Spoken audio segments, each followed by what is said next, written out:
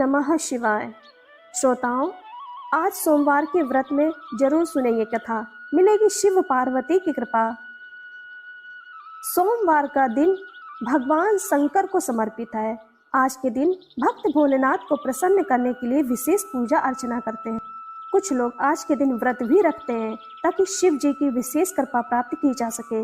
बाबा भोलेनाथ के आशीर्वाद के लिए आप भी सोमवार का व्रत कर सकते हैं। तो शिव व्रत कथा को पढ़कर या सुनकर इस उपवास को पूरा करें। सोमवार का दिन भगवान शंकर को समर्पित है।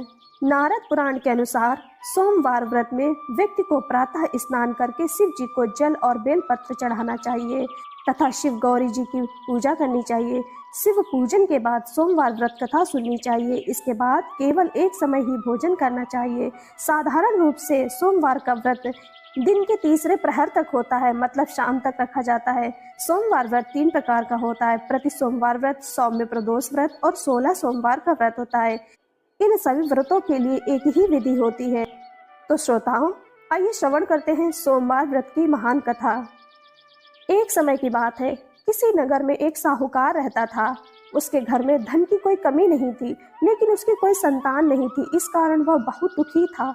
पुत्र प्राप्ति के लिए वह प्रत्येक सोमवार व्रत रखता था, पर पूरी श्रद्धा के साथ शिव मंदिर जाकर भगवान शिव और पार्वती जी की पूजा किया करता था।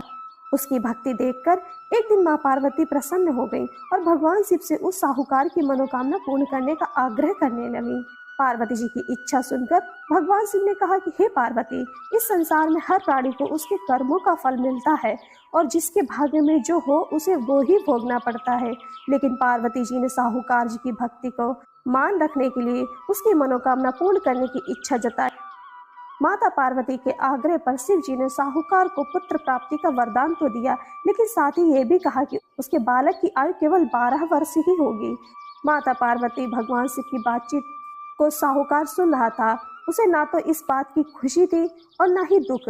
वह पहले की भांति शिव जी की पूजा करता रहा। कुछ समय के बाद साहूकार के घर एक पुत्र का जन्म हुआ। जब वह बालक 11 वर्ष का हुआ तो उसे पढ़ने के लिए काशी भेज दिया गया। साहूकार ने पुत्र के मामा को बुलाकर उसे बहुत सारा धन दिया और कहा कि तुम इस बालक को काशी विद्या प्राप्ति के लिए ले जाओ और मार्ग में यज्ञ करना। जहाँ भी यज्ञ कराओ वहाँ ब्राह्मणों को भोजन कराते और दक्षिणा देते हुए जाना। दोनों मामा भांजे इसी तरह यज्ञ कराते और ब्राह्मणों को दान दक्षिणा देते काशी की ओर चल पड़े।